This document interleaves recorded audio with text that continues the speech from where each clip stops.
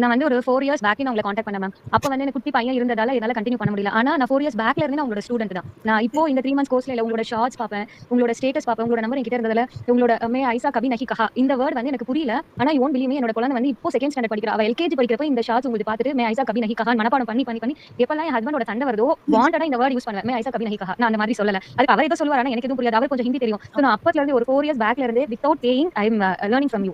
இப்போ வந்து கிளாஸ் நான் ஐ வாஸ் வெயிட்டிங். நான் எப்போ இந்த கிளாஸ்ல ஜாயின் பண்ணுவேன். என் பசங்க 2 பேருமே ஃபுல் டே ஸ்கூல் போனதால ஐ ஸ்டார்டட் திஸ். ஆனா நான் எப்போ உங்களோட கிளாஸ் ரொம்ப மிஸ் பண்ணனும். நான் அந்த ஆபரேஷனுக்கு சர்ஜரிக்கு நான் போய் அட்டெண்ட் பண்ணப்போ எனக்கு அந்த உங்ககிட்ட அந்த மெசேஜ் வரும் பாருங்க கூகுள் மீட் இருக்கு அப்படின்னு. ஐயோ இன்னைக்கு மிஸ் பண்றோமே இருக்கும். அப்புறம் நீ அந்த ரெக்கார்டிங்ஸ் கேட்கறப்ப தான் நான் என்னென்ன தப்பு பண்ணேன். நிஜமா அந்த சார் சொன்ன மாதிரி உங்களுக்கு ரொம்ப பேஷன்ஸ் மேம். ஏன்னா நான் அவ்வளவு தப்பு பண்ணாலும் நீங்க பொறுமையா நான் மெயினா என்ன தப்பு பண்ணுவேன்னா நான் பொண்ணுன்றத மறந்துட்டு தீ போட மாட்டேன். மே போட போட மாட்டேன். அது ஒரு முறையும் நீங்க சொல்லிருக்கீங்க. நான் ரெக்கார்டிங்ஸ் கேட்கறப்ப தான் எனக்கு தெரிஞ்சது. ஐயோ நான் இவ்ளோ இதுவா பேசியிருக்கேனே. அதாவது ஒரு ஸ்டூடெண்ட்க்கு ஒரு முறை சொன்னா 2 முறை சொன்னா புரிஞ்சுக்கணும். நான் மறுபடியும் அதே தப்பு தான் பண்ணேன். நீங்க திரும்பி அது பேஷன்ஸா நீங்க என்ன கரெக்ட் பண்ணிருக்கீங்க.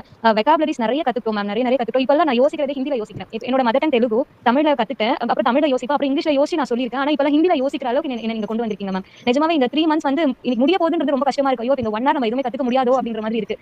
நிஜமாவே இந்த 1 ஹவர்க்காக நாங்க வெயிட் பண்ணிட்டே இருப்போம் மேம். அந்த டே ஃபுல்லா நாளைக்கு எனக்கு ஹிந்தி கிளாஸ் இருக்கு அப்படின்னு சொல்லிட்டு ஹோல் ஃபேமிலியா நாங்க வெயிட் பண்ணிட்டு இருப்போம். நான் ப்ரிப்பேர் பண்றப்ப பசங்க கூட உட்கார்ந்து பாக்குங்க. அவர் சொல்லுவாரு இந்த வயசுல அம்மா அப்பா எப்படி படிக்கிறா அப்படின்னு. இப்ப நான் படிக்கிறதுக்கு இன்ட்ரெஸ்ட் எடுக்கிறேன்னா அதுக்கு நிஜமா குரு தான் காரணம். நீங்க அந்த இன்ட்ரெஸ்ட் நீங்க நிஜமாவே கொண்டு வந்தீங்க ma'am. Really hats off to you and thank you so much ma'am.